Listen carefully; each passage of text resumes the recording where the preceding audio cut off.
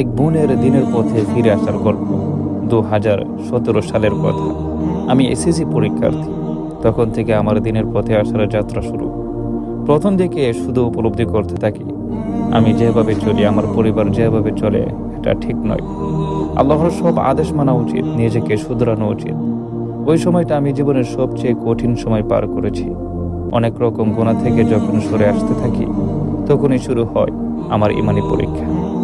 ব্যক্তিগত অনেক সমস্যার কারণে আরও এমন সব জটিলতা থাকায় দিন দিন মানসিক চাপে পাগল হয়ে যাওয়ার উপক্রম। ইন্টার পরীক্ষার সময় কিছু স্বপ্ন দেখি, তখন বুঝতে পারিনি আমার রব আমায় তার পথে চলার ইশারা দিচ্ছেন। এখন এ সময় এসে বুঝতে পারি স্বপ্নগুলো আমার জন্য কত বড় নিয়ামত ছিল। স্বপ্নে দেখি আল্লাহ দুনিয়াতে একজন জাহান্নামীকে পাঠিয়েছেন, তার সারা শরীর আগুনে পুড়ে ছারখার, কুকড়ে গেছে একদম, শুধু ছায়ার কয়লার দেহ, চোখ দিয়ে রক্ত ঝরছে, কান্না করছে অবিরত। আমি ভয়ে ঘুম থেকে জেগে উঠি, ঘেমে যাই অস্থিরতায়, উজু করে সালাতে দাঁড়াই। কিছুদিন স্তব্ধ হয়ে পড়ি, এরপর আগের মতো স্বাভাবিক চলাফেরা করি। কিছুদিন পর আবার স্বপ্নে দেখি আমি জান্নাতুল বাকিতে দাঁড়িয়ে আছি, ভরা জ্যোৎস্না রাত। কোনো এক জিহাদে অনেক সাহাবী শহীদ হয়েছেন, তাদের জন্য কবর খোঁড়া হচ্ছে। দাঁড়িয়ে থেকে তার তদারকি করছেন রসুল সাল্লাল্লাহু আলাইহি ওয়াসাল্লাম ও খাদিজা রাদিয়াল্লাহু তাআলা আনহা। এটুকু দেখার পরই শরীর ঘেমে উঠল, ভয়ে ঘুম ভেঙে গেল। এই স্বপ্নগুলোর পর থেকে নিজেকে বদলানোর চেষ্টা করি, গুনাহ থেকে দূরে থাকার চেষ্টা করি। এতে আসে নানান বিপত্তি। ব্যক্তিগতভাবে খুব সমস্যায় পড়ি। ইন্টার পরীক্ষাগুলো কোনো রকম শেষ করি, কিছু না পড়েই পরীক্ষার হলে গিয়ে বসি, সারা রাস্তা বাসে কান্না করি। পরীক্ষার পরে এলো ভার্সিটি অ্যাডমিশন খুঁজি, কিন্তু আমার মানসিক অবস্থা বেহাল। আমি দুনিয়া নিয়ে স্থায়ী কিছু ভাবতে পারি না। মনে হয় কি হবে এসব পড়াশোনা করে। বারবার গুনাহের কথা মনে পড়ে। কোচিংয়ে কোনো রকম লেকচার শুনি, বাসায় ফিরে পড়াই মন বসে না। গুনাহের জন্য মাফ চাই আল্লাহর কাছে, কান্না করি রোজ, রাত জেগে জেগে নামাজ পড়ি। অনেকদিন 2 রাকাত তাহাজ্জুদ পড়তে পড়তে ফজর ঘনিয়েছি, সেজদায় কান্না করি, জায়নামাজে বসে কান্না করি। আল্লাহকে খুব বেশি আপন মনে হয়, মন থেকে আলাদা একটা শক্তি পাই। এক রাতে নামাজ পড়ে শুয়ে পড়লাম, এক অলৌকিক ঘটনা ঘটল। নিজেকে বদলাতে আরম্ভ করি।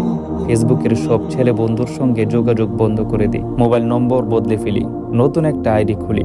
কোনো বন্ধু যুক্ত করি না তাতে, শুধু কয়েকটা ইসলামী পেজে লাইক দিয়ে রাখি। একদিন একটি মেসেজ এলো, আমি কথা আরম্ভ করি।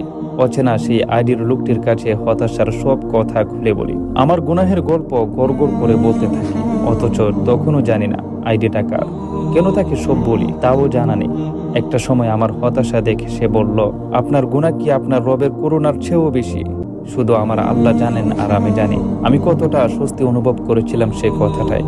সে আমায় দোয়া পরে ঘুমিয়ে পড়তে বলল, আমিও তাই করলাম। পরের দিন সকালবেলা আইডিতে ঢুকে দেখি সে আমায় ব্লক করে দিয়েছে। ভাবলাম আমার সঙ্গে এটা কি হলো। আমি আগের রাতে তার আইডির নামও ভালো করে দেখিনি, শুধু পরিচয়ে বলেছিলেন আমি আল্লাহর এক বান্দা। দিন দিন আমার বদল আরম্ভ হয়, সেই সঙ্গে যুক্ত হয় জীবন যুদ্ধ।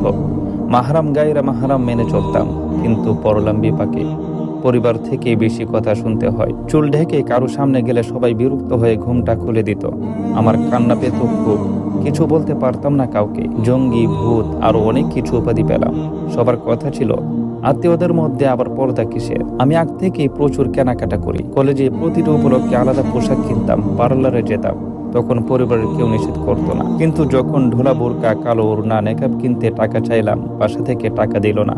আমার কাছে টাকাও ছিল না। কম দামে কিছু কিনে পর্দা শুরু করার ব্যবস্থাও হলো না। আমিও নাছুরবান্দা, কয়েক মাস ধরে টাকা জমালাম। আমার প্রথম পর্দার সঙ্গী হলো 300 টাকার কালো ওড়না, একটা নেকাব আর এক জোড়া হাত পা মোজা।